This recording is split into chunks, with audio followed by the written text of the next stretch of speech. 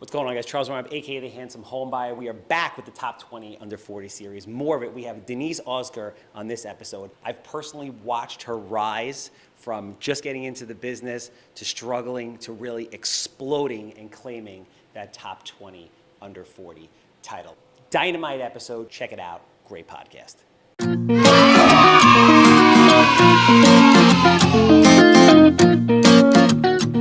Yeah, kid, welcome everybody back to another episode of Smells Like Cat Pee with Handsome.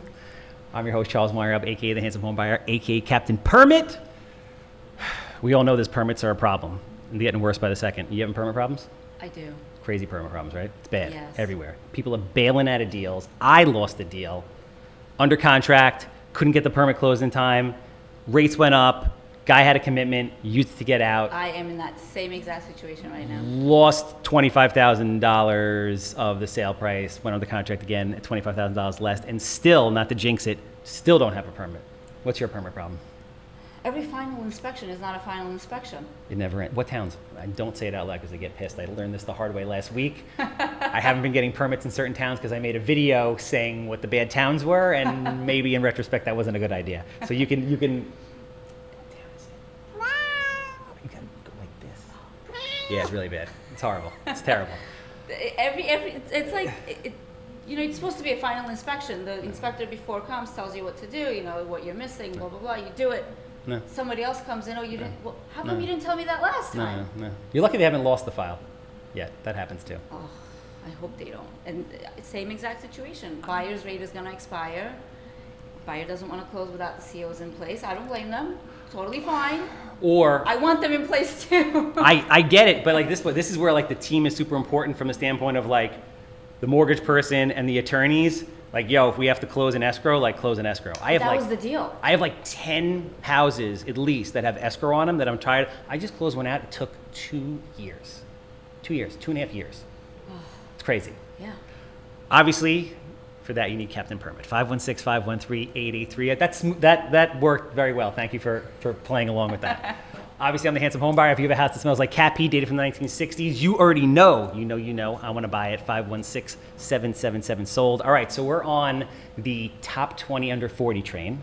Congratulations. Thank you. That's a really big deal. Thank you. And I actually didn't think it was that big of a deal until I was in it. It's a big deal. It was. I was blown away by that event they pulled off. Well, the event was amazing. I was like, this is like a gala. I actually literally had to go buy a tuxedo. I was ordered. You?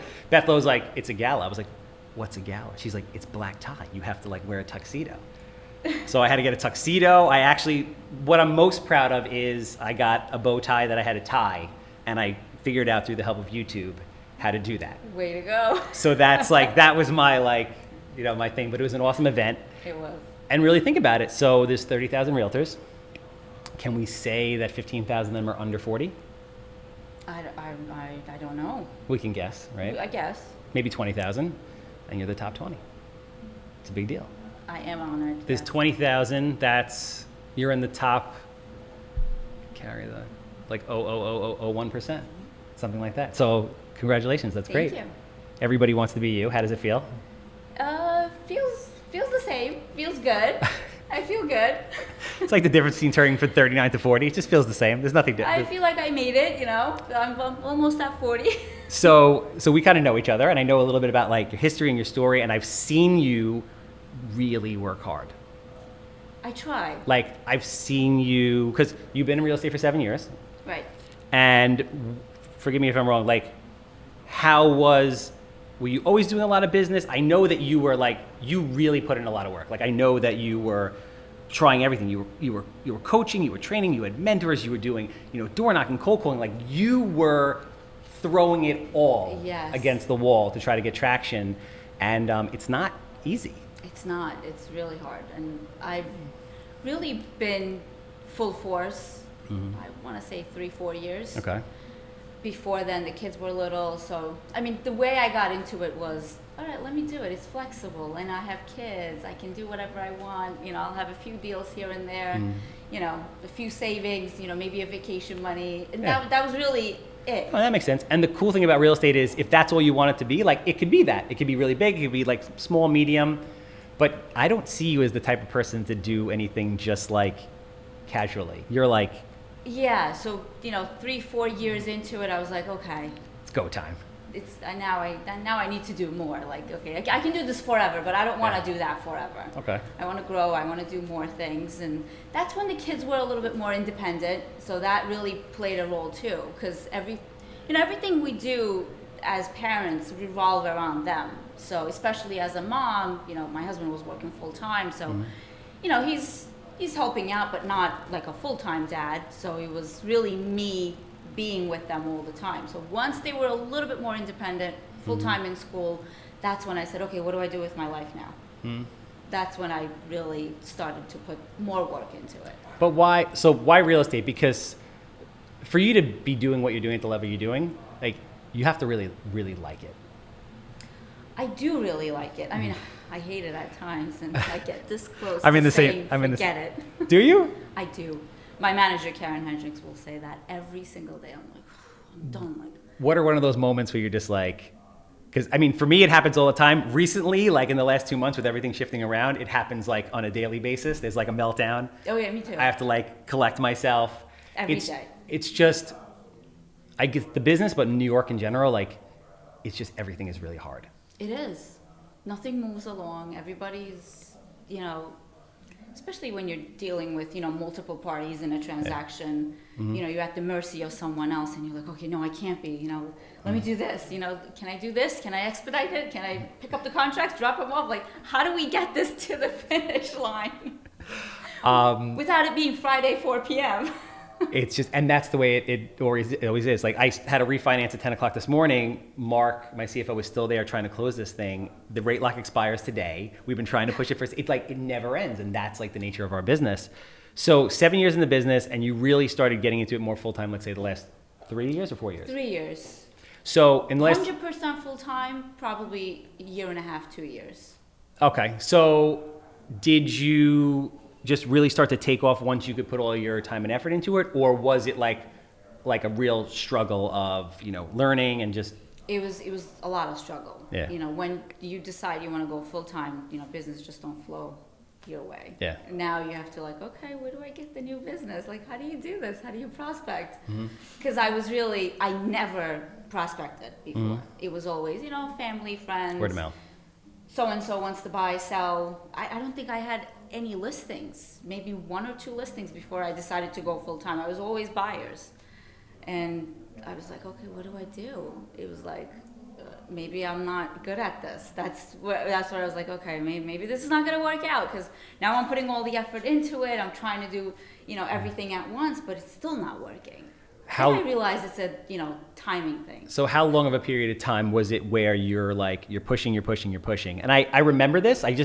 I don't remember exactly how long it was. Was it like a 6-month period? Was it a year period when you were just really hitting it? Probably a year Yeah. before anything was really happening. Yeah. I would have, 1 or 2 deals here and there, but nothing was really, flowing the way I wanted it to. Did you have so you were born in Turkey, right? You came here how old? I was 11. Okay, so you came here in 11. Do you have like a large network or like social circle here that you could pull from, or did you really have to go out there? I don't.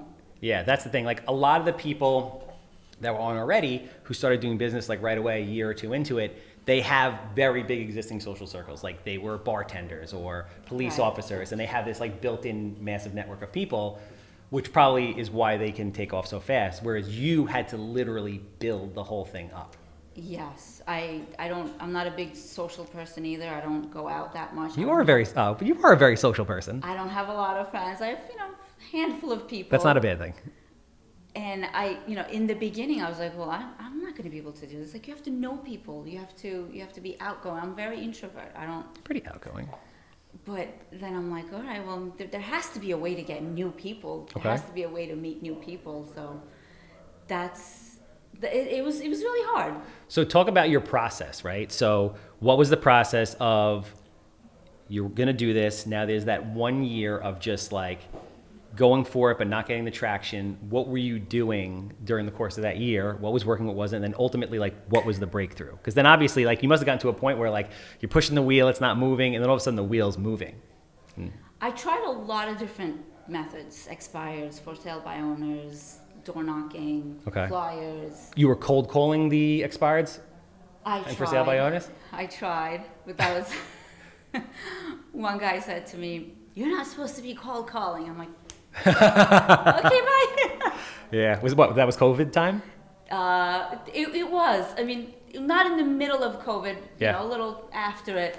I was coaching with JB, and he's like, "You have to call." I'm like, "Okay, I'll do it." I didn't. I couldn't. I was. It's not for everybody. It's not an easy thing to do. I would sweat like you can't imagine. Like my hands would be shaking when I'm calling people. I would pray no one answers. Don't I'm answer, like, don't answer, I don't hope answer, don't nobody answer. answers. I hope nobody answers. I would call, 120 people. Some would answer, Yeah. and he would tell me, you have to leave voicemails. I would not leave voicemails. I'm like, well, what if they come after me? I'm not supposed to be cold calling. I'm not gonna. Did you ever get any business from the cold calls? No. Everybody has their thing though. Like I feel like everybody I talk to hones in on like one or two, really one thing that they're like, that's their thing and that's how they get business. I feel like, and I always said this, I don't know if, I hope I, go that way. I always wanted people to just know me for being me. Yeah. And just want to do business with me. I never liked asking for business. Mm-hmm. I know it doesn't sound, that's not the way real estate is. Mm-hmm. I always said, all right, if you know me, you like me, you want to work with me, that's what I want. So I guess I want to say, like, I wanted just a referral business. Okay, yeah. I hope I can build it to a point where it just flows in. But you have. I do, but it's not there yet to me. That's, So- I'm not at my goal yet. I've set it to, okay, personal goal. Yeah. So do you want to talk about your personal goal or do you want to keep it personal? You can keep it personal.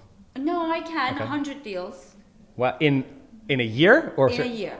Fuck. I mean, it happens. Listen, it happens. There are people that obviously, Carp is living proof. It's cool to have people like him because when I got into flipping, I'm like, you know what? I'm going to do 100 houses a year. And I didn't even know what that meant, but I had heard that there was a person like 30 years ago that did 100 deals. I'm like, if he does 100 deals, like I could do 100 deals. Yeah. So having that thing to chase that is like attainable is you just go. Yeah. So, but obviously, I've said this to everybody, and I don't know if it's true, but I think it's true that this past top 20 under 40 was the most competitive, right? So highest GCI, most people. So you're like, oh, I'm not really there, but like you are there. You might not be where you want to be, right? Which is yeah. cool. You always I don't think any of us are ever where we want to be, right? We're always looking for that next goal. That's the only way to grow. Yeah, of course. Yeah. And you're very young, you have a lot of time, but that's, you are there. So at least take a minute to enjoy that. I do forget to do that a lot. Yeah, same. I'm always looking after the next thing, and I don't enjoy what I Guilty. dreamed of. Guilty. Actually coming to fruition. Guilty. So what was the breakthrough? Probably switching over to Signature and started working with Karen Hendricks. That was really the time everything changed, and I cannot thank her enough. You should have her here. I will. She's amazing. What I love her. I know her. I've met her before. Yeah. I'm sure. So what specifically was it? I give up a lot, and I give up on a daily basis. Really? I do, and I'm very guilty of that. Like I have to grow out of that. Why do you think that is? I get overwhelmed, and I take things personal a lot. Like you tell me you don't want to buy a house with me. I'm like, why? Like, did I do something? I take it very personal. Yeah. She has taught me to, all right, move on. Don't get stuck there. You have to move on now. You have to learn from it. You have to move on. Mm-hmm. That's really helped me, chase the next thing. Because what I would do, if I'm down, like done. A month, nothing. Wow. So like you would have a letdown and you would just kind of get stuck on it. You would overanalyze it. Yes. You would, yeah. And I would be, crying under, blankets, crying. I'm like, I can't do this. This is not for me. All right, then I would go apply for jobs. My husband would look at me like, well, what are you doing?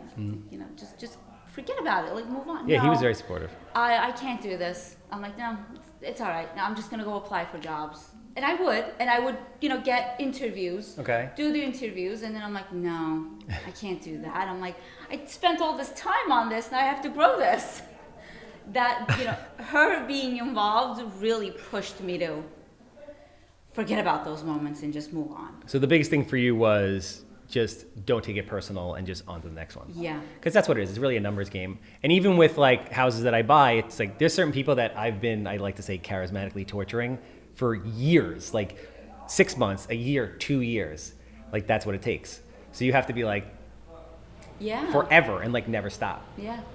And again, I always say like I'm broker neutral, right? I've never met the owners of Signature, but I've heard and I know that they really invest in their people. They have a lot of resources. They have really good managers. There's been good teams that have come out of there. Yeah. So they're doing a really good job. Yeah. So that was it. Like that was the. That was really it for me. Last year, I switched to Signature in May. Mm-hmm. That's when everything. The first 3 months of that was horrible. I was like, what am I doing?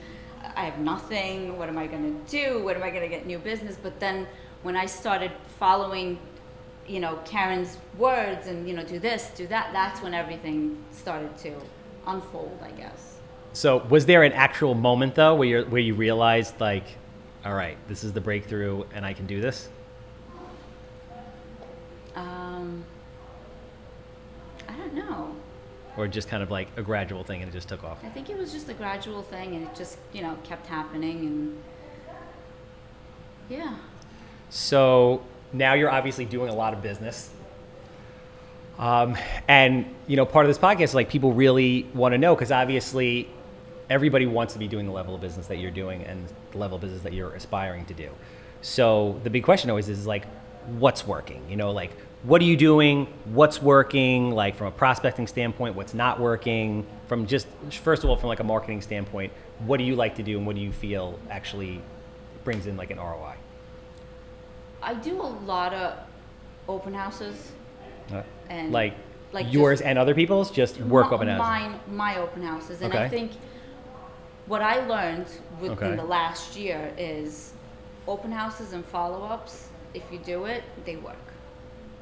I mean, I 150% agree with you, and nobody does it. And Nobody does it. So when you get a listing, do you look at it as like, oh, this is awesome, I got a listing, I'm going to sell a house, but now I have an opportunity to do like a lot of open houses that can bring in more people that I can meet?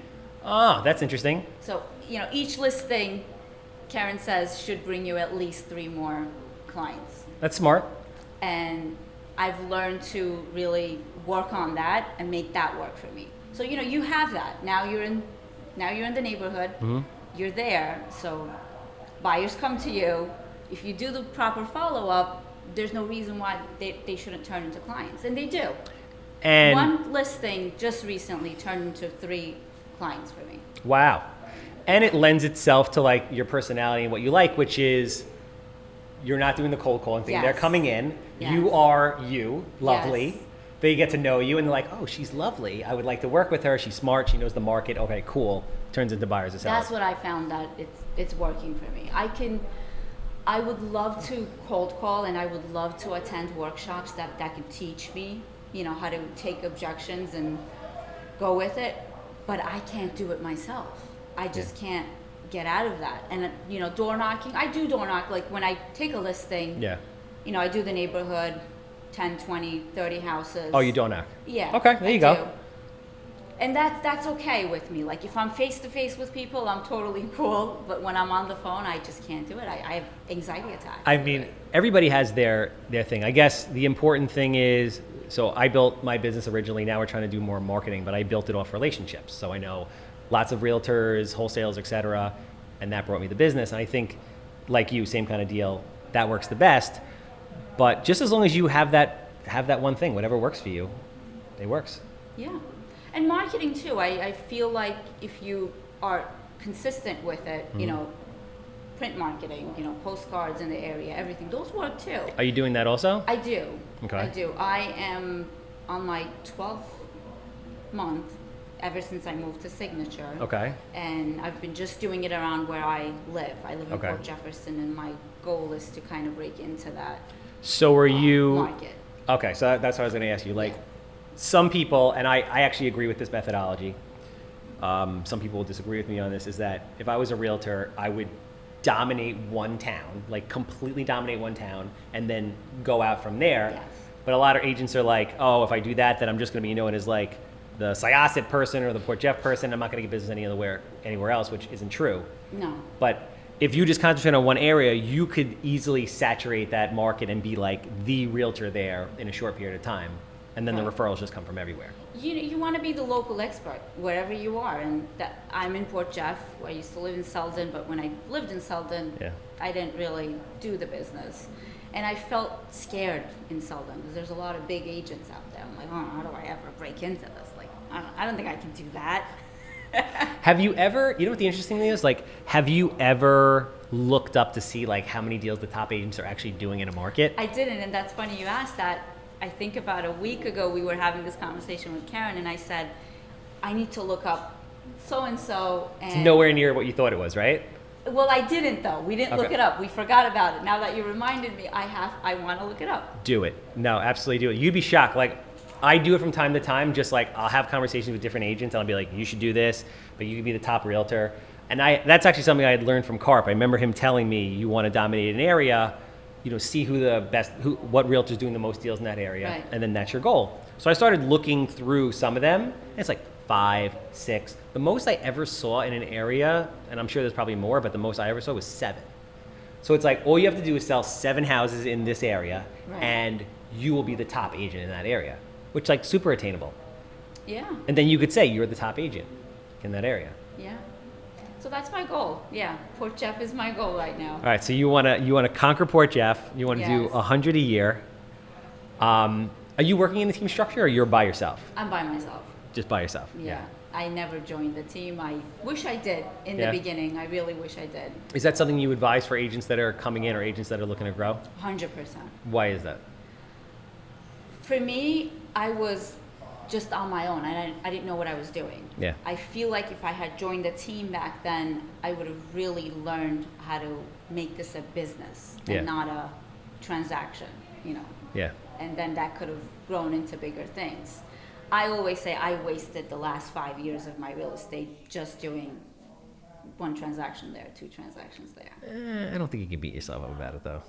I could have really You're tough, huh? done more. Oh my God, I am so tough on myself. Yeah, no, that's not a bad thing. But, so, you mind me asking, how many deals did you do last year? Transactions did you do last year? Last year, 25. Yeah. No, that's awesome. So, you're trying to jump from 25 to To 100. to 100. No, What's I'm working little by little. On No, that. we're all like that. Like, listen, I bought 78 houses last year. My goal for this year was to buy 200. With everything that's going on, I don't know how that's going to shake out, just because I don't know, like, do I press the gas? Do I not? Like, values are moving around like crazy, which kind of brings me to my next topic of, you've been in the game for 7 years. So you've seen it, even if you weren't fully in it before, you've seen it for a minute. So you've Yeah. seen the market move, you've seen COVID, and then now we're here. What do you think? Like, what are you seeing? What is your prediction? What are you seeing as far as like values, offer volume, open house volume? It's definitely slowed down. Yeah. That's a it's crazy the way it just shifted. I'm like, whoa, what just happened? Are you concerned? Always. But I feel like this is more of a healthy market. Yeah. Just for now, I don't, I can never guess what Yeah. the future holds. But for now, I feel like this is a healthier environment to work in, to be a buyer in, Yeah. to be a seller in. What was going on wasn't normal and it wasn't It wasn't. sustainable. It wasn't going to last. That was more scary than this is. You think so? I was really like, oh my God, what's happening? Like, we just offered $110,000 over And we got asking. blown out. And somebody beat us. Like, what did they get it for? I was worried about the buyers. I was Yeah. like, oh my God, are they going to be upside down? Like, in 2 years, are they going to call me and be like, and I have to say, I've never had a buyer offer that high. Yeah. I always had buyers who were mindful of what they were doing and not just trying to buy a house, and Yeah. they were, okay, we get it. We want to do this. We want to continue to look. We don't want to rush into it. And I feel better Yeah. doing it that way. No. Yeah. Because No. I had, for on my listings, I would have $140,000 over asking. I'm like, oh my God. Yeah, that's nuts. I remember I sold a house was for crazy. in Wyandanch for $100,000 over the asking price, and it was absolutely nuts. My top one, $140,000 in Selden, high range. Yeah, that's nuts. It Just wasn't normal. But this is like, yeah. do you have buyers that are saying, like, so what's your split right now? Are you working with mostly buyers, mostly sellers? Do you have like kind of like a mix of both? 50-50, I want to say. Which right is a good now. mix. Yeah. So what are the buyers saying? Like, are they saying, we're going to go in lower because the market's changing? Are they saying, well, we want to take a break and we want to see what happens? Like, what are they saying? I had a lot of buyers who dropped out. Just Pace. That's it. That's it. They're like, all right, we want to take a step back. We don't know what to do. Just because of like the economy and what's going on? Just because of, interest rates. I had a lot of buyers who were now not qualified because of the rates. Or they were qualified for, a different number that it didn't work for them. Yeah. They, like before they had a qualification for maybe 550, now they're down to like 350. So Yeah, no, all right, that's real. that's not going to work. So they decided to take a step back. I have buyers right now who are, we're constantly looking, and when it comes to the offers, they are offering less Okay.